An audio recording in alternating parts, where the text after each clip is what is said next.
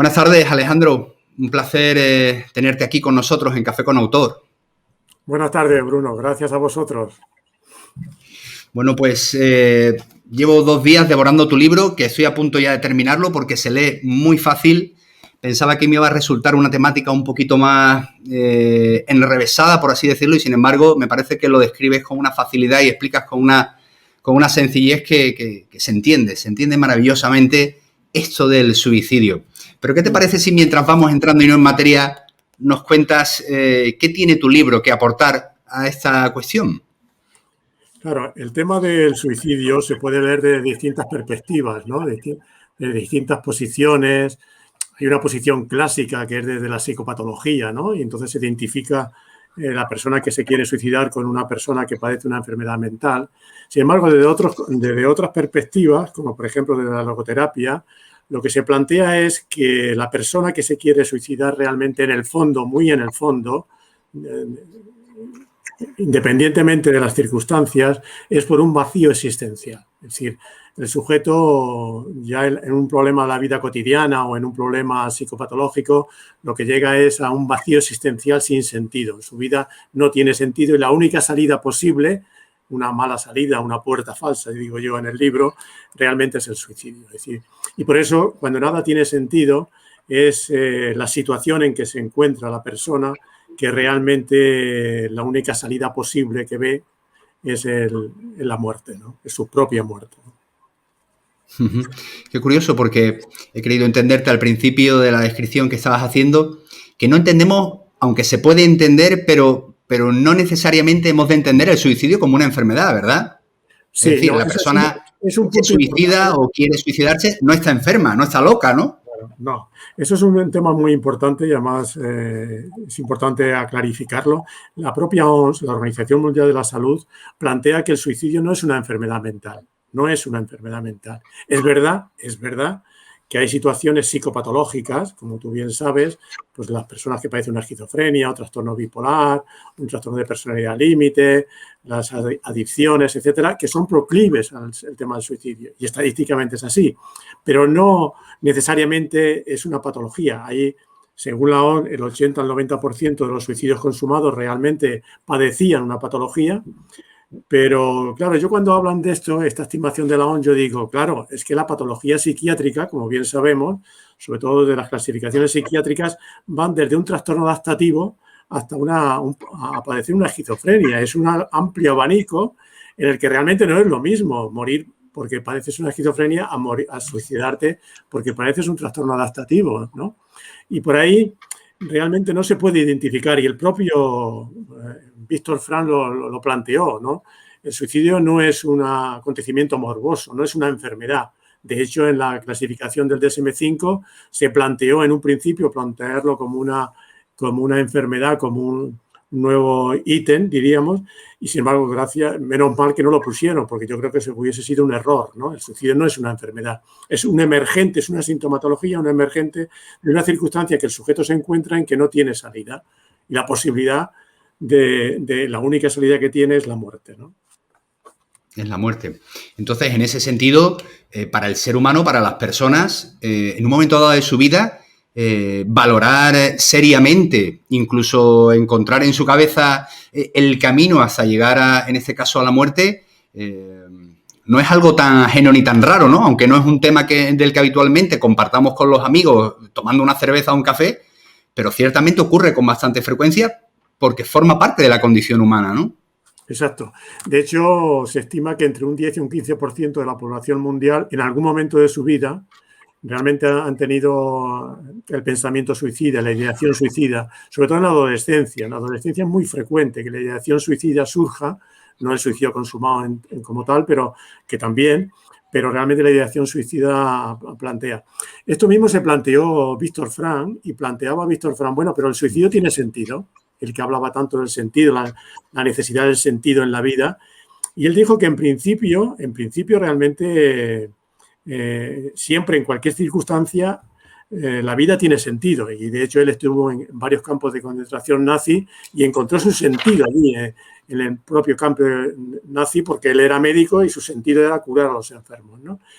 Entonces se plantea, bueno, ¿y entonces por qué se suicida? Entonces él plantea que la persona que se suicida a veces lo que ocurre es que encuentra sentido al después de la muerte. Es decir, no encuentra sentido a su vida, pero sí pueda encontrar sentido al después de la muerte, ¿no?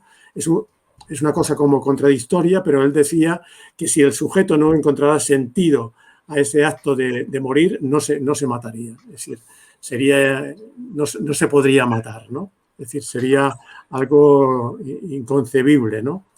Por lo tanto, yo considero, y bueno, Víctor Frank consideraba que el suicidio en algunas situaciones el sujeto puede encontrar sentido a su muerte porque su vida no tiene sentido, ¿no? Sería un poco así.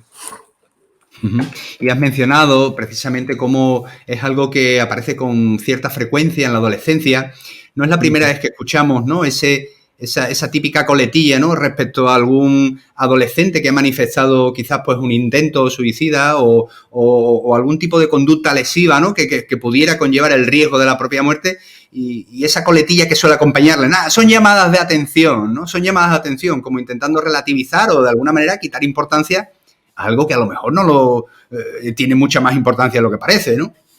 Claro, esa es una gran pregunta porque realmente yo suelo decir, es verdad que hay suicidios manipulativos.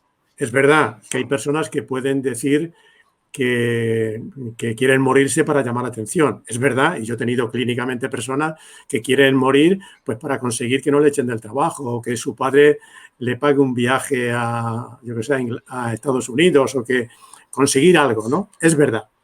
Pero yo también hago la siguiente reflexión. Cuando yo me encuentro a alguien, una persona que hace ese tipo de conducta, yo digo, qué pocos recursos psicológicos tiene esta persona que para llamar la atención, para conseguir algo, se expone a morir.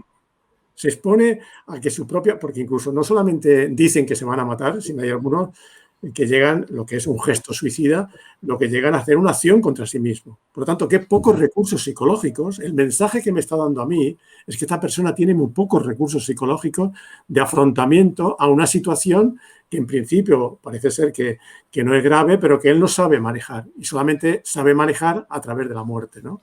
Ese es el mensaje realmente. Y es verdad, y es importantísimo pensar, y desde el punto de vista psicoterapéutico, tú lo sabes y yo lo sé, que realmente cualquier ideación suicida o conducta suicida hay que valorarlo, no hay que descalificarlo, no hay que quitarle importancia, no, hay que valorarlo. Si es manipulativo, pues hay que valorarlo como manipulativo, pero hay que no descalificarlo ni decir, pues vaya tontería que se te ocurre, ¿no? Como solemos hacer en la vida cotidiana, en un coloquio con un amigo que te dice que tiene ideas de muerte y dice, pero qué tonterías dices, ¿no? Ajá. Pues no, para él no son tonterías, ¿no? Ya lo creo. Pero es verdad que en general el tema de la muerte y sobre todo la llegada a la muerte, digamos, por deseo propio o por inercia propia, nos resulta algo tan inexplicable, tan difícil de manejar, que cuando aparece en nuestro contexto, bueno, pues eso, intentamos negar, intentamos relativizar y salir rápidamente del paso. Le ocurre a la gente, digamos, de la calle, pero también muchas veces a los profesionales que nos vemos frente a una persona que está manifestando este tipo de deseos y algo en nosotros se remueve, ¿no? Con cierta cautela, ¿no? Claro, tú sabes que el terapeuta muchas veces actúa, también somos humanos, y muchas veces la propia angustia suya es lo que le lleva a negar la realidad o a descalificar o a quitarle importancia, ¿no?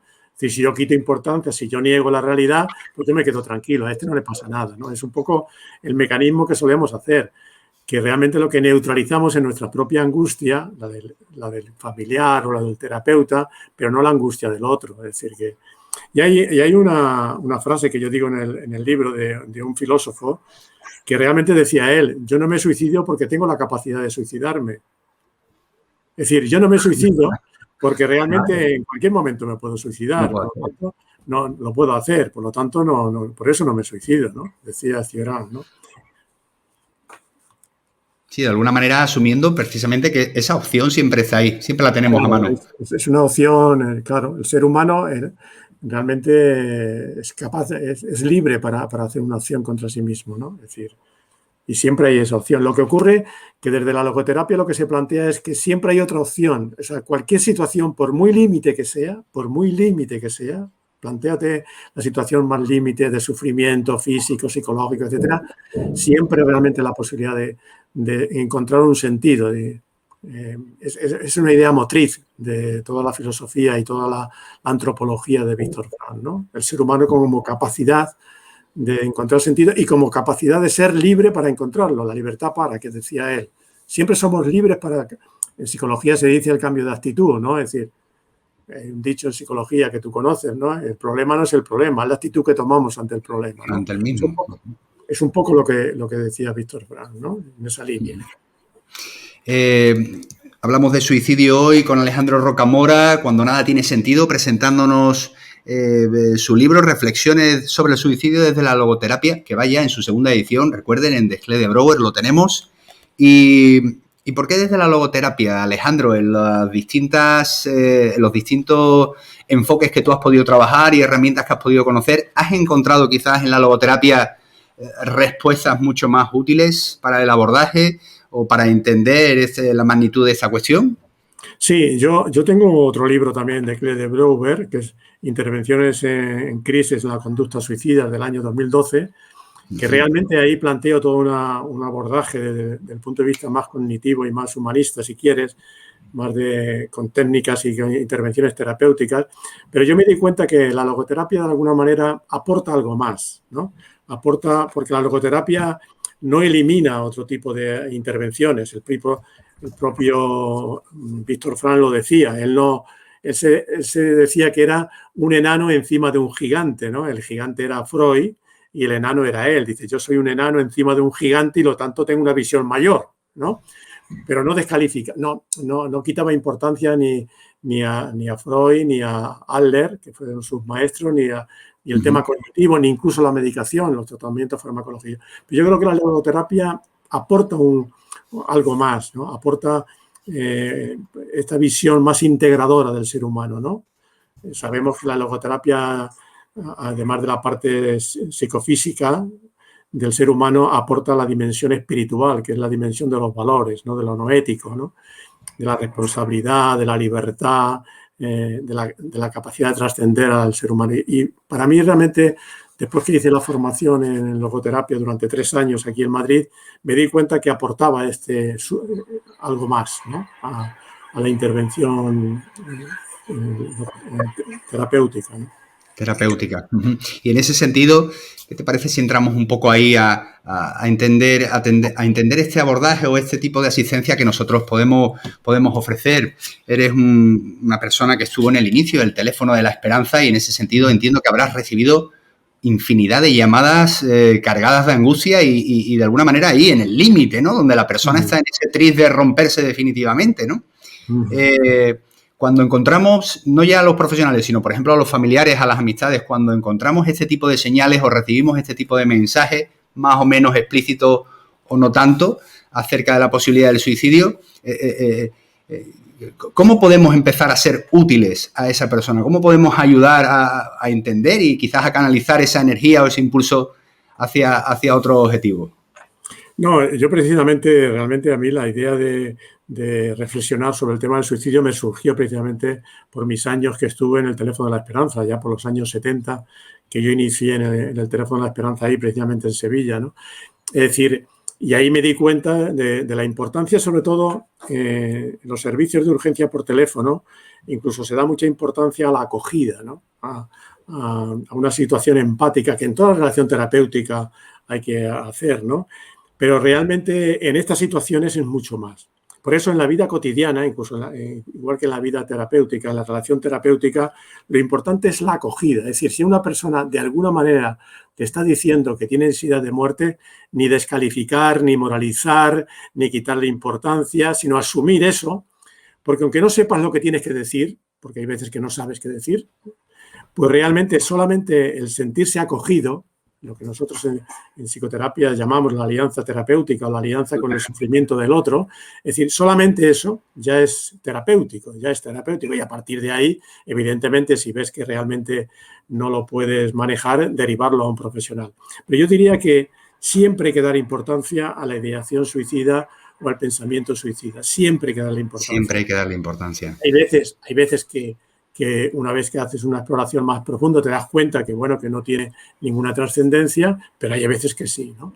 Por eso en la vida cotidiana, incluso en la vida cotidiana, incluso tomando un café o tomando una cerveza en un bar, cuando podamos tomarla, que ahora no nos lo dejan mucho, pues realmente, aunque alguien te comente eso, no quitarle importancia, como solemos hacer. Hombre, ¿cómo tú vas a decir que te quieres suicidar si tienes mujer e hijos, ¿no? Y él dice, pues precisamente por eso me quiero suicidar, Por eso. porque tengo mujer e hijos, ¿no? Porque tengo un buen trabajo, ¿no?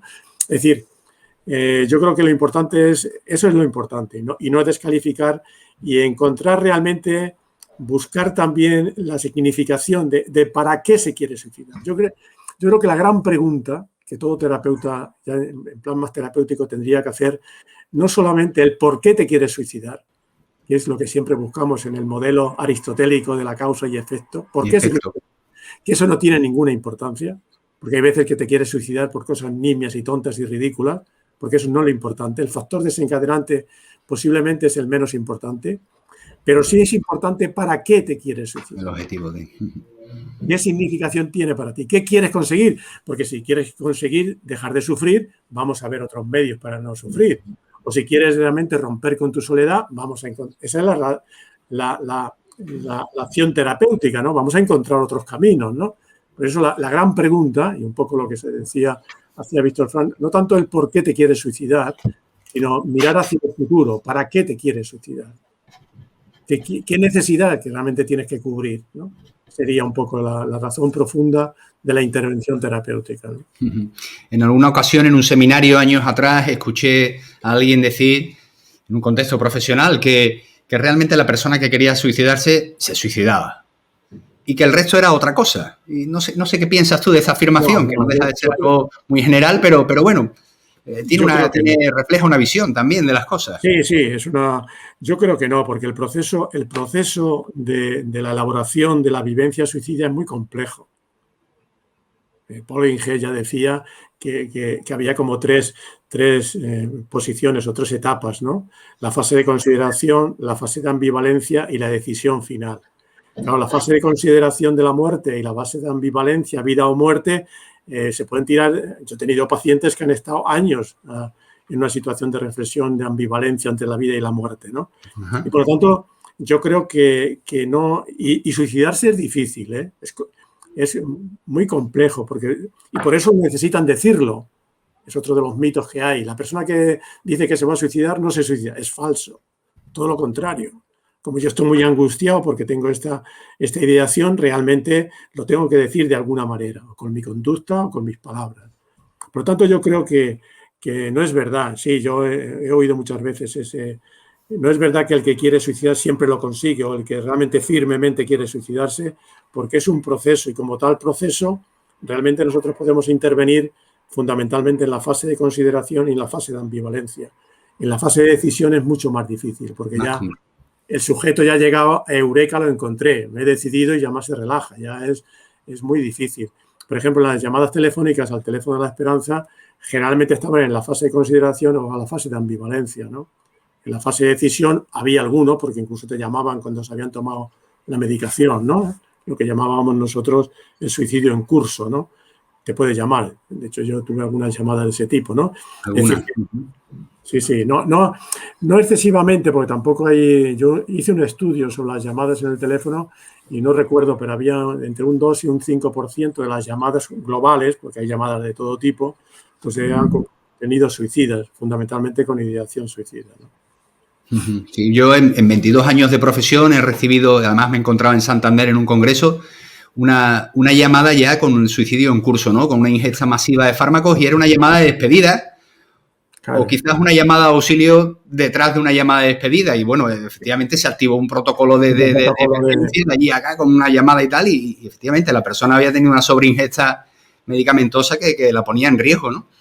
Pero... Y que realmente, cuando realmente hacen eso sería un suicidio frustrado, si hay un alto riesgo, realmente hay dos opciones. Yo he tenido pacientes que a partir de ahí el riesgo de repetir es altísimo, según las estadísticas, a la semana, a los 10 días siguientes, pero hay gente que se cura, entre comillas. A mí he dicho pacientes que me han dicho que han hecho una acción muy violenta, muy drástica, sin posibilidad casi de rescate, y se salvan, y dice, yo a partir de ahora sé lo que es la vida, ¿no? Es decir, que tiene esa doble dimensión, esas situaciones límites en las que el sujeto hace una llamada de despedida y también de rescate, ¿no? De la posibilidad de rescate, ¿no? Es decir, pero eso lo que refleja no es que no quiera morir, es la angustia terrible en que está viviendo, ¿no? Y de hecho tú sabes que la mayoría de las personas que actúan con fármacos actúan también con el alcohol para mitigar realmente su sufrimiento, su angustia, ¿no? Tienen que neutralizar un poco la angustia para seguir con la decisión, ¿no? Con la decisión. Qué interesante. Es curioso, resulta incluso paradójico, ¿no? Cómo voy buscando o inicio ese camino hacia la muerte inducido, ¿no? Y en ese límite tengo la oportunidad de ser rescatado o de que no salga bien y resulta casi curativo, ¿no? Puede resultar. Sí. Yo he tenido algún caso, recuerdo algún paciente que realmente a partir de hacer una acción tan drástica, tan violenta y tal, de tomarse y salvarse por lo que se llama suicidio frustrado, por una situación que él no controlaba, porque los padres llegaron antes de tiempo a su casa. Recuerdo, era una chica joven que sus padres habían ido de vacaciones unos días y volvieron antes porque uno de ellos estaba enfermo y entonces la encontraron con la ingesta de fármacos. Ella me decía después en la entrevista posterior que realmente ella a partir de entonces se daba cuenta que era absurdo lo que iba a hacer, ¿no? Que como que se había curado, entre comillas, ¿no? Sí. Bueno, qué interesante. Hoy estamos en este Café con Autor número 32 con Alejandro Rocamora, psiquiatra, que lleva mucho tiempo trabajando en el ámbito del suicidio y que nos presenta la segunda edición de Cuando nada tiene sentido, reflexiones sobre el suicidio desde la logoterapia. Alejandro, siempre en Café con Autor dedicamos un tiempo también a saludar y a conectar con quienes nos están siguiendo en este momento y que plantean cuestiones. ¿Te parece que abramos también esa ventana para ellos? Vale. Y bueno, nos gusta que nos digan también de dónde nos llaman, nos ven, en fin, buenas tardes de Sevilla, Regla González, aquí Catalina Vega, Gabriela Álvarez, Bea, bueno, está ahí haciendo una llamada a alguna conocida o algo para que vea la emisión en directo. Sí. Dora Cruz nos dice, hola, buenos días desde Mazatlán, México. He escuchado sobre los niños que sufren bullying y eso los lleva al suicidio. ¿Cuál es tu opinión respecto a esto? Claro, yo precisamente el libro, Cuando nada tiene sentido, comienza con la historia de un niño de 11 años que escribe una carta y que realmente, porque sufría bullying en el colegio y se suicidó. Es una carta que se publicó aquí en un periódico de Ciudad Nacional, ¿no? Es decir, realmente es un caso real, ¿no? Y es así. Yo creo que ese es un factor, no podemos reducirlo a eso solamente. Lo que yo decía antes, la situación del suicidio no es causa-efecto. Los niños no se suicidan por el bullying, no se suicidan porque toda la situación en que están viviendo, el contexto en que están viviendo, de ahí yo también la importancia que doy a nosotros, al vínculo, a la situación familiar, social, del colegio, etcétera, es lo que le lleva a la muerte. Evidentemente, eso es un factor coadyuvante, es decir, lo mismo que ocurre ahora con la pandemia. Es decir, es un factor coadyuvante, pero no es determinante, ¿no? No es determinante. Yo creo que sí es verdad que hay hechos concretos que bullying, pero no podemos hacer una relación causa-efecto determinante, ¿no? Sino que hay que ver también las circunstancias personales de cada niño o cada adolescente, ¿no? Ajá, qué bueno. Pero corrígeme si me equivoco, Alejandro, hay o suele haber un gran espacio, digamos, de soledad, de aislamiento, ¿no? Muchas veces en torno a la persona que tiene ideación o intentos suicidas, ¿no? Hay una dificultad para conectar con el entorno y poder establecer, bueno, abrir puertas, ¿no? Donde recibir atención, ayuda, acojo, en fin. Sí, no. Vamos a ver, yo considero que la persona que está inmersa en esa situación, realmente cualquier acontecimiento, por eso decía que el por qué no es lo más importante, no se suicida porque sufre bullying, se suicida porque realmente no ve futuro a su vida, no el para qué, es decir, para qué, para librarse de esa situación. Pero realmente, ¿por qué? Porque le falta toda la consistencia, diríamos, desde el punto de vista personal y relacional, etcétera, le faltan muchas más cosas. Hay un déficit que realmente es lo que le lleva al suicidio, a una solución drástica y determinante, incluso aunque sea un niño o un adolescente, ¿no? Sí. Bueno, qué interesante hoy con Alejandro Rocamora, hablando precisamente sobre la experiencia del suicidio. Seguimos saludando, dando entrada a las personas que nos siguen. Carmen nos saluda, buenas tardes, ¿qué tal? María José, Nos saluda también María José García, Cabrera Eduardo, saludos desde Guatemala. Entre la etapa de ambivalencia y decisión, ¿cuánto tiempo puede mediar? Eso no hay un tiempo definido porque cada persona. Yo he tenido personas que realmente pueden estar en varios días, semanas, incluso meses, desde una posición a otra, y hay otras veces, incluso hay el suicidio, lo que se llama el suicidio impulsivo, ¿no? Es decir, que ahí no hay una elaboración tan determinada del tema del suicidio, ¿no? Eso habría que ver en cada circunstancia, pero ya digo que puede pasar desde minutos a meses en que el sujeto está de alguna manera elaborando la decisión hasta que llega a la conclusión que la muerte es la solución a su vida, ¿no? Nos saluda desde Costa Rica también Catalina Vega, encantados de tenerte aquí.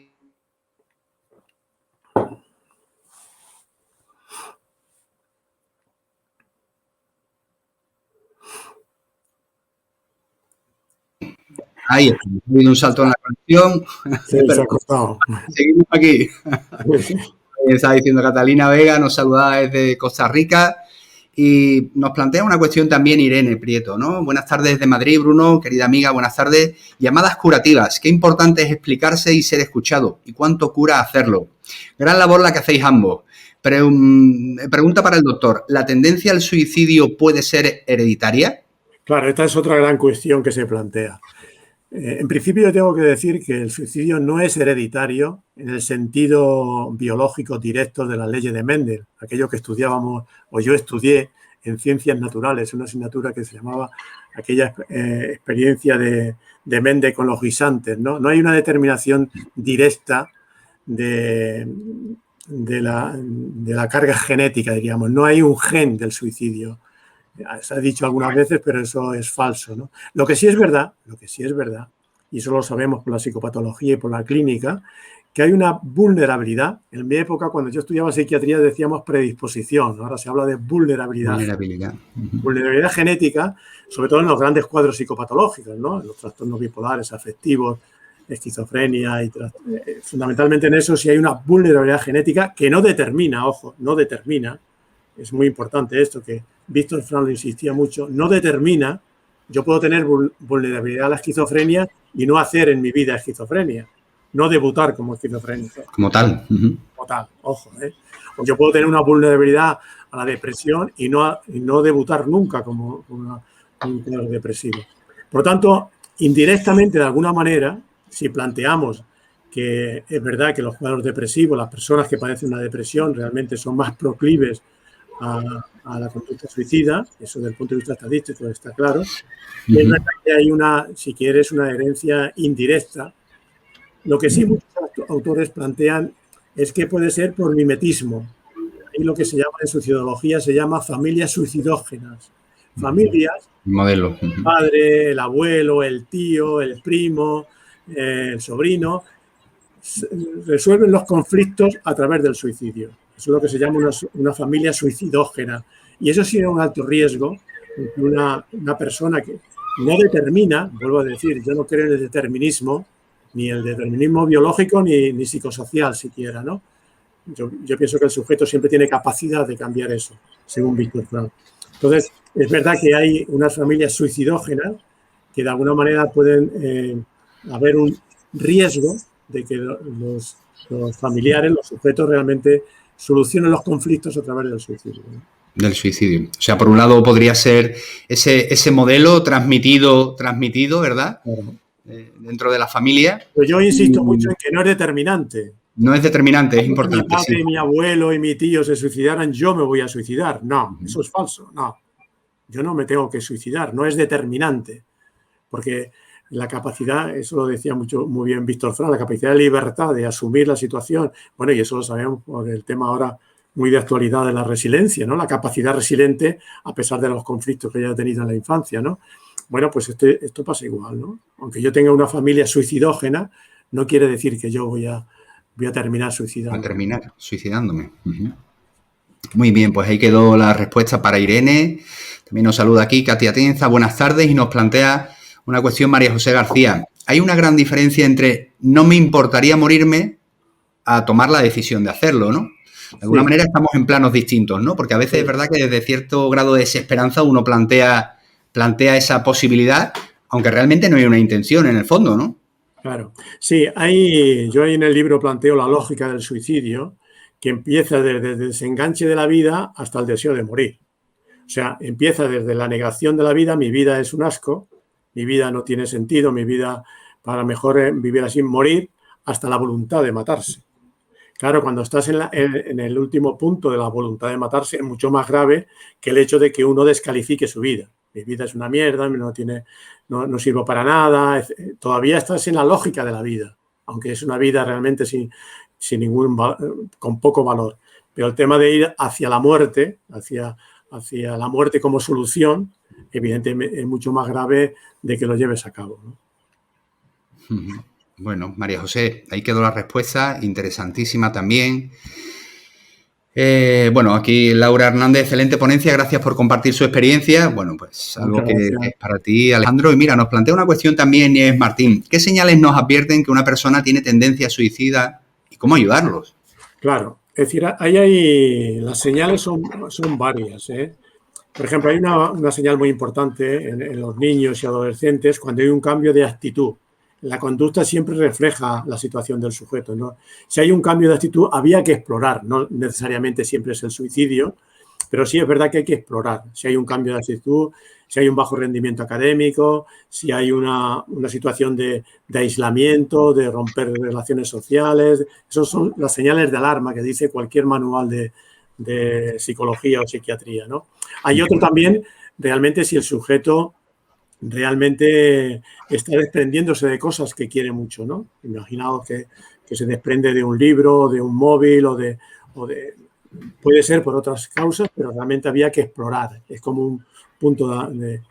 Otra también, ya en las personas mayores, adultos, evidentemente, si hay un cambio significativo en tu vida, en el sentido de que una persona, yo siempre digo esto con humor, ¿no? Porque una persona que nunca ha querido hacer testamento y de pronto quiere hacer testamento deprisa. Yo suelo decir luego, yo he hecho testamento, yo tengo testamento y no me quiero suicidar, pero se refiere a la persona que realmente ha estado siempre negando hacer testamento y de pronto tiene muchas prisas para hacer testamento. Son señales, ¿no? Puntos que realmente te pueden indicar que puede haber una ideación suicida o no. Eso hay que explorarlo. No necesariamente siempre puede ser por muchas causas. El hecho de por ejemplo, una persona tener un bajo rendimiento académico puede ser por otras causas, ¿no? Pero ese es un punto de reflexión.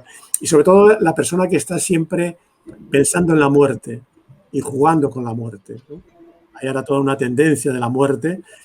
Eso refleja, es decir, porque de alguna manera va haciendo alianza con la muerte, ¿no? Es decir, una cosa es que uno realmente no tenga miedo a la muerte y otra cosa es estar en una relación constante y permanente, digamos, en un círculo obsesivo con la muerte, ¿no? Eso también sería otra señal que había que explorar para ver realmente si hay una intencionalidad de suicidio o no. De suicidio.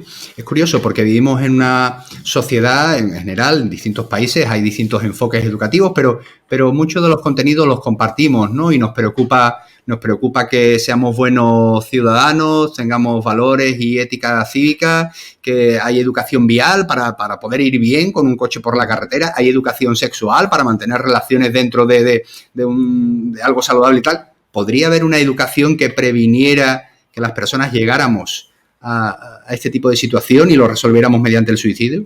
Claro, ahí está la importancia de que todas las sociedades en que se plantean el tema del suicidio, la importancia de una ley de prevención del suicidio a nivel nacional, que realmente muy pocos países lo tienen y España no lo tenemos, en el que realmente, porque daros cuenta que el tema del suicidio no es un tema, como se identifica, no es un tema de salud mental solo. No es un tema de salud mental solo, es un tema de salud pública. Y claro, si es un tema de salud pública, no solamente los psiquiatras y los psicólogos nos tenemos que dedicar a eso, sino que el ámbito es mucho más amplio. Afecta a la sociedad en general y afecta también al mundo educativo y al mundo familiar y al mundo de las asociaciones y al mundo de los barrios, etcétera. Por lo tanto, no es un tema solamente de salud mental, como ahora se plantea. Aquí en Madrid, por ejemplo, hay varias iniciativas de distintos hospitales en las que aceleran el tratamiento o la consulta a este tipo de personas y tal. Eso es un buen mecanismo, pero no es suficiente. Habría que hacer, por ejemplo, toda una labor de prevención en el sentido de en las escuelas y en las universidades o en el mundo educativo y en el mundo social, etcétera, ¿no? Eso es importantísimo. Es partir de la idea de que no es un problema de salud mental, sino que es un problema de salud pública. Eso es fundamental. Nos dice, bueno, nos saluda Roberto Rivera desde México, encantado de tenerte aquí. Y Jesús Aguilar nos dice, saludo desde Mexicali, ¿ves? México. ¿Una mala praxis puede agravar o generar la idea del suicidio? Hablando de pseudociencias. ¿Qué opinión te merece? Sí, hombre, una mala praxis siempre, y de hecho Víctor Frank hablaba incluso de las neurosis iatrogénicas, ¿no? Hablaba de una forma, yo creo, excesiva, ¿no? Pero hablaba de neurosis iatrogénicas, que se plantea cuando hay una mala praxis médica o psicológica o asistencial, ¿no? Ahora hablaríamos de la prevención cuaternaria, ahora se habla, ¿no? La prevención cuaternaria como para evitar esa mala praxis y una mala intervención. Evidentemente, una mala praxis puede llevar, yo no diría que llevaría al suicidio, pero sí llevaría a no una buena acción y, consecuentemente, podría llevar a una situación de desequilibrio, pero en cualquier circunstancia. Es decir, incluso una mala praxis médica te puede llevar a un conflicto, diríamos, y a la muerte física, ¿no? Pues aquí pasa igual, ¿no? Es decir, una mala praxis se supone que no se considera el suicidio como lo que decíamos antes, ¿no? Cuando lo niegas, cuando lo descalificas, cuando lo simplificas, cuando realmente eso es una mala praxis de intervención en una persona que tiene ideación suicida, ¿no?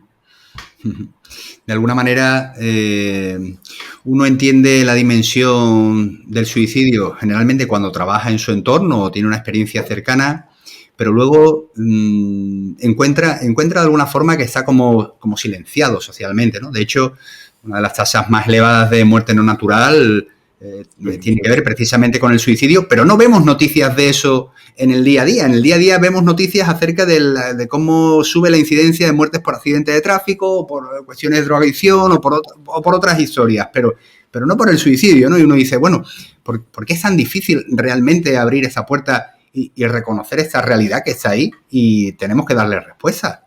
Sí, ese es otro tema que hay con respecto a los medios de comunicación, ¿no? De no hablar del suicidio. Y eso se plantea, es el efecto Werther, ¿no? Eso se plantea porque se considera que el suicidio, también hay suicidio como de imitación o de contagio, ¿no? Si yo hablo mucho del suicidio, lo puedo contagiar. Yo cuando me plantean esto es como si dijéramos que hablar mucho de los malos tratos, yo estoy favoreciendo los malos tratos. Es decir, el hablar del suicidio no favorece el suicidio, siempre y cuando, y hay un documento de la ONU, bueno, dos, uno del 2001 y otro del 2014 me parece que es, en el que habla de cómo los medios de comunicación tendrían que transmitir el tema del suicidio. Entre una de las cosas que yo recuerdo es que igual que en las noticias de los malos tratos, yo pongo un teléfono en el que se puede llamar, también cuando yo doy una noticia del suicidio, tendría que poner un teléfono de línea telefónica en que la persona que está en esa situación pueda llamar. O, por ejemplo, no dar un tema de suicidio de forma morbosa, ni explicar los medios, ni lo que he utilizado, etcétera, ¿no? Es decir, ni ponerlo en portada.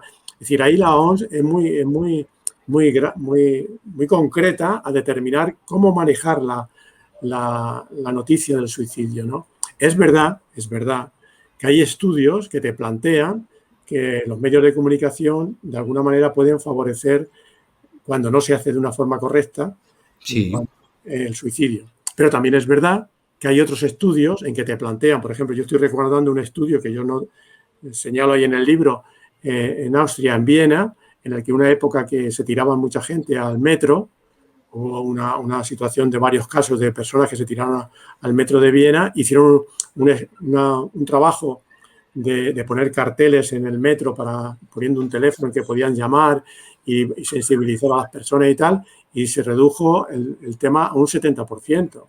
Es decir, el asumir la situación no significa que tú vas a favorecer el suicidio. Y si realmente la comunicación se hace de una forma adecuada, correcta, con todas las normas que dice la OMS, es decir, yo creo se puede dar tranquilamente el tema de una noticia sobre el suicidio, ¿no? Lo que está claro es que es una realidad que necesita respuestas desde diferentes enfoques, lo decías tú antes, no solamente es un tema del que tengan que ocuparse las familias implicadas y los profesionales que nos dedicamos en este caso a la salud, ¿no? Sino que es una cuestión social, ¿no? A lo mejor también en ese sentido lo que nos plantea aquí María José pues refleja una cuestión de fondo, ¿no? ¿No cree que nos tendrían que educar para que la vida y la muerte pueda ser algo más natural? Sí, estoy completamente de acuerdo. Es decir, es curioso, yo siempre hago la reflexión esta, es decir, todos sabemos que tenemos que morir, pero nadie se quiere morir, pero todos sabemos que vamos a morir. Y todos nos sorprendemos, la muerte siempre viene de sorpresa y con sufrimiento. Esos son los dos engramas que tenemos ahí metidos en el cerebro. La muerte viene, pero yo recuerdo, por ejemplo, la muerte de mi padre, que estuvo hace ya muchos años, estuvo una semana en coma y realmente yo no pensaba que se iba a morir. Cuando estaba en coma una semana, y yo soy médico, y yo sabía que intelectualmente, pero emocionalmente era incapaz de comprender, y a mí me sorprendió cuando mi padre se murió. Y llevaba una semana en coma y la posibilidad era nula. Sin embargo, la capacidad que tiene el ser humano como para engancharse a la vida también y realmente pues, pensar que somos eternos, ¿no? Cuando la muerte es un proceso natural. Y todos intelectualmente lo sabemos, y de hecho Freud lo decía, la única forma de hablar de la muerte es negándola, ¿no? Todos sabemos intelectualmente, pero emocionalmente negamos realmente esa realidad. Y nos sorprendemos de la muerte, cuando es un hecho de vida, es un hecho que ocurre, ¿no? Sí, pero es verdad que educamos siempre en la vida, pero no educamos en la posibilidad de muerte, cuando realmente estamos en contacto continuo con la muerte, ¿no? Parece que, al menos en las familias con las que yo he tenido contacto, profesional sobre todo, ¿no? Parece que el tema del suicidio, alguien en la familia, varios de sus miembros, los principales responsables de la familia, en este caso suelen ser pues, los padres o los adultos de la familia, pareciera que detrás del suicidio sí o sí tengan que arrastrar una culpa importante, ¿no? Hay algo que dejaron de hacer y ahora han de martirizarse por ello. Ya no solamente por la pérdida del ser querido, sino por cómo ha sido, como si de alguna manera hubiera dependido de ellos en todo momento, ¿no? Quizás es una pregunta muy simplona, pero por profundizar y entender un poco más en estas cuestiones, ¿realmente es la familia o el entorno comunitario el responsable de que una persona llegue a quitarse la vida o esa responsabilidad es exclusiva de la persona? No, yo creo que es exclusiva de la persona. Es como la persona vive el problema. Es decir, está claro, lo que pasa es que en nuestra sociedad realmente la muerte por suicidio tiene esa connotación. ¿Qué habrá hecho esta familia para que este hijo se haya suicidado? ¿Qué habrá ocurrido ahí? Pues no ha ocurrido nada. Es decir, yo conozco realmente familias con una estructura funcional muy adecuada y que uno de los hijos se suicidó. La familia era muy adecuada. O tú puedes encontrar una familia muy funcional, muy bien estructurada y el sujeto hace una conducta adictiva, ¿no? Es decir, a pesar de yo que tengo dos hijos, evidentemente yo puedo educar a los dos hijos lo mismo y uno sale de una forma y otro sale de otra. Es decir, no pienso la responsabilidad última realmente es del sujeto, ¿no? Yo no penalizo a la familia, eso es un grave error. Lo que pasa es que socialmente es un tema claro, es un tabú y es algo que está ahí inmerso en la sociedad, ¿no? Es decir, que cuando alguien se suicida algo habrá ocurrido, ¿no? Es decir, algo nefasto y terrible y por eso se niega o se oculta. Sí, queda como un estigma que ha de llevar uno. Efectivamente. Yo he tenido pacientes, yo recuerdo un paciente mío que me decía que él hasta que no tuvo 20 años, su padre murió a los 8, él pensaba realmente que su padre se había caído de la ventana. Porque ese es el mensaje que le habían dado de siempre. Que había recibido. Y él se lanzó, se precipitó por la ventana, ¿no? Pero le dijeron que estaba limpiando los cristales y se cayó. Y luego ya en una conversación a los 20 o 20 y tantos años se dio cuenta de que su padre no se había caído. Es decir, claro, ¿y eso por qué? Porque realmente la connotación de la muerte por suicidio es eso. Es decir, lleva aparejado que realmente algo está ocurriendo ahí, algo tenebroso, no sé. Es decir, o la locura, que es lo que hablábamos antes de la enfermedad mental, ¿no?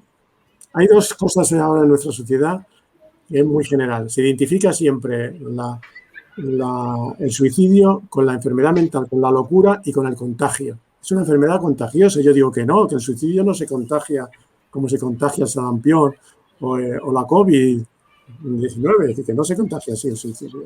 Pero es la idea, el imaginario que tenemos en nuestra sociedad, sobre todo europea, es que es una locura, está loco y además se contagia. Por lo tanto, no se puede hablar del suicidio.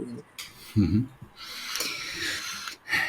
Nos pregunta Roberto Rivera, ¿existe una mayor vulnerabilidad hacia el suicidio cuando hay un diagnóstico de trastorno de la personalidad? No sé si hay una...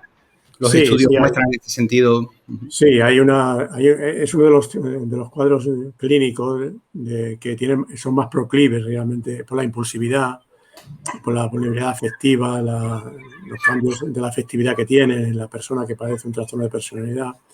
Es decir, evidentemente sí hay. El trastorno de personalidad, sobre todo el trastorno de personalidad límite, en el que realmente la impulsividad es uno de los rasgos. Sí, es un factor de riesgo, ¿ves? Si una persona tiene ese tipo de patología, es un factor de riesgo, pero es un factor de riesgo. No quiere decir que realmente se va a suicidar. Es decir, porque también, como sabemos, los factores de riesgo de alguna manera se neutralizan con los factores protectores. ¿Qué hace el psicólogo o el psiquiatra? Lo que intentamos hacer es disminuir los factores de riesgo y potenciar los factores protectores. Esa es la dinámica de la psicoterapia. Cierto. Es esa. Es decir, si nosotros conseguimos realmente disminuir los factores de riesgo, en este caso toda la sintomatología que tiene, etcétera, y potenciamos los factores protectores, evidentemente el riesgo de suicidio real es mínimo, ¿no? Es mínimo, disminuye. Es así. Nos pregunta también, quizás poniendo el foco en esta idea que puede ser un mito, ¿no? Bueno, nos habla en una ocasión de un intento con medicamentos. Una amiga me dijeron en el hospital que es una llamada de atención. Y ella nos pregunta, ¿existe realmente eso? ¿Existe realmente la llamada de atención que no tiene nada que ver con el intento de suicida? Claro, sí, vamos a ver, hay que asumir que sí. Yo he tenido pacientes que son manipuladores, que me decía antes, quieren llamar la atención o quieren conseguir algo a cambio de eso, pero la reflexión siempre hay que no descalificar eso. Como antiguamente, yo cuando empecé psiquiatría, a las personalidades histéricas se le descalificaba. Esta es una histérica o este es un histérico, y es como que no, el histérico es un impaciente, es un enfermo, la neurosis histérica es una enfermedad. Pues aquí pasa igual. Es verdad que pueden ser manipuladores. Los gestos suicidas, por ejemplo, son personas que hacen una acción contra sí mismo, pero no quieren morir, quieren conseguir algo. Eso es un gesto suicida o un parasuicidio. Pero realmente eso no significa que no hay que profundizar y no hay que clarificar esa situación. Porque realmente se suele decir, los cementerios están llenos de gestos suicidas. Gente que hizo una acción para llamar la atención y realmente murió en el intento. Es decir, porque, yo qué sé... Se extralimitó, claro. Por lo tanto, cualquier acción contra sí mismo sí hay que tener hay que valorarla, no hay que descalificarla. Porque lo que decía antes, cuando una persona hace eso es porque tiene muy pocos recursos para conseguir lo que quiere a través de otros medios no tan lesivos, no tan traumáticos, ¿no? Si no tiene tiene muy pocos afrontamientos sanos, es decir, la capacidad suya de afrontamiento es pequeña, ¿no? Y por lo tanto, hay que ver realmente cómo se puede conseguir neutralizar esa acción, ¿no? Hablando de neutralizar, hablando quizás también de prevención, nos pregunta Laura Hernández, doctor, ¿funcionan los medicamentos en la prevención o bien en el tratamiento del acto suicida en pacientes con riesgo o vulnerabilidad? Hombre, la medicación es un factor complementario. Un factor complementario, en muchos casos imprescindibles. Pero yo creo que no son suficientes. Mi posición, y yo soy psiquiatra, considero que el tratamiento farmacológico en este tipo de pacientes, en algunos son imprescindibles, necesarios. Imaginaos una situación de un paciente con que padece una esquizofrenia o un paciente con un trastorno depresivo mayor, un trastorno bipolar. Yo considero, a pesar de mi formación humanista, que necesita un tratamiento farmacológico, pero no es suficiente. Que ahí está el error, diríamos, de intervención. Cuando realmente se considera que solamente el fármaco.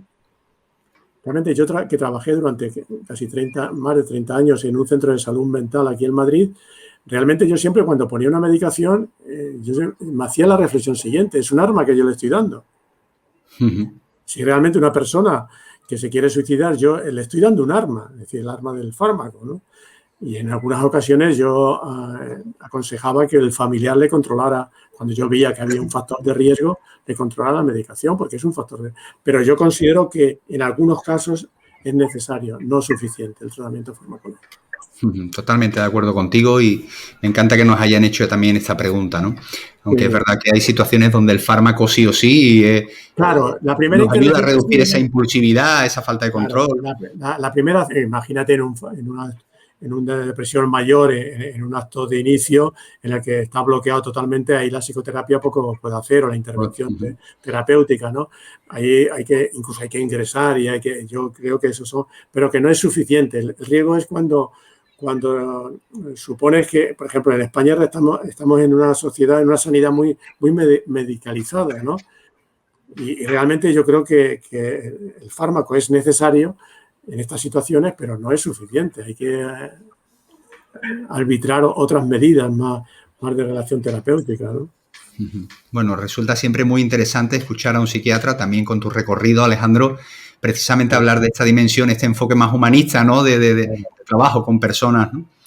Bueno, muy interesante ahí el planteamiento. Cabrera Eduardo nos comenta, para los efectos sociales del suicidio, ¿qué impacto tiene el que las familias encubran el acto suicida para familiares y amigos? Considerando que algunas veces se ve el suicidio como un último acto de reafirmación. Muchas gracias. Sí, claro, ese tipo de conducta lo que hace es estigmatizar más al suicidio. Cuanto más ocultamos una cosa, más grande lo hacemos, más misterioso, y no es nada de misterio. Yo pienso que está todo relacionado, ¿no? La sociedad no admite el suicidio y luego la familia, cuando tiene un hecho de esto, realmente no se expone ante la sociedad porque la sociedad no va a entender eso, ¿no? Es un círculo vicioso lo que se crea ahí, que hay que romper de alguna manera, pues a través de campañas o a través de lo que yo decía antes de la ley de protección nacional, ¿no? De prevención del suicidio, ¿no? Es decir, hay que hacer una psicoeducación nacional porque si no realmente la familia se encuentra cohibida ante cómo va a manifestar eso si entiende que no van a comprender sus vecinos, sus familiares y por eso lleva a ocultar, con lo cual es una bola que se va haciendo cada vez mayor. Más grande, sí, resulta vergonzante. Nos comenta Desiré Descane. Buenas tardes de Sevilla. Se ha hablado del suicidio como manipulación, pero ¿cómo es posible que desde la manipulación se pueda llevar al suicidio de otra persona? Es decir, ¿cómo es posible el suicidio inducido? Gracias por abordar el tema. Es que el suicidio tiene muchas caras, ¿no? Esta es otra de las caras. El suicidio inducido es muy complejo, ¿no? Yo la verdad que en mi vida profesional no me he encontrado con ningún suicidio. Me he encontrado con un suicidio compartido, que es otra cosa distinta, pero el suicidio inducido no me he encontrado. Pero claro, eso evidentemente tiene una situación ya más compleja de interrelacional y de la complejidad que hay en las relaciones humanas, ¿no? Es decir, que se puede dar, de hecho en la literatura psiquiátrica existe el suicidio inducido, pero realmente en la práctica clínica yo en mi vida no he tenido ningún caso. Pero sí es verdad que es más complejo, ¿no? Porque llega... Ahí se habla mucho del tema de la vinculación y de la dependencia que una persona puede tener de otra, ¿no? La inducción que le puede llevar por su capacidad de inducir al otro hacia la muerte, ¿no? Por ejemplo, en los suicidios colectivos de las grandes sectas, de hecho aquí hubo hace años una secta que se suicidó, se autoinmoló, es decir, es la capacidad del líder que lleva al suicidio a los demás. Él no se suicida, pero los demás sí se suicidan, ¿no? Eso ya entra dentro de otra patología más profunda, ¿no? Que es la incapacidad que tiene el sujeto y el vínculo tan adictivo que puede tener o tan dependiente que tiene del otro, ¿no? Sí, y las motivaciones muchas veces en este ejemplo que has puesto, por ejemplo, Alejandro, tienen que ver más con la consecución de un estado llámese, de iluminación o de elevación mística, váyase, exactamente, ¿no? Que no tanto con salir de un espacio de desesperanza, ¿no? Claro. Nos estamos acercando ya al final, pero no obstante quiero comentar esto también y compartirlo contigo, Alejandro, que nos plantea Dora Cruz, que lleva a las personas con adicciones a las drogas al suicidio, y establece ya ella, en su comentario ya está estableciendo esa relación droga-suicidio, ¿no? Sí, sobre todo los cuadros crónicos, el alcoholismo y las drogadicciones, en la situación de cronicidad, de muchos años de evolución, sobre todo en los años 80 aquí en España, en Madrid, el tema de la heroína. La heroína.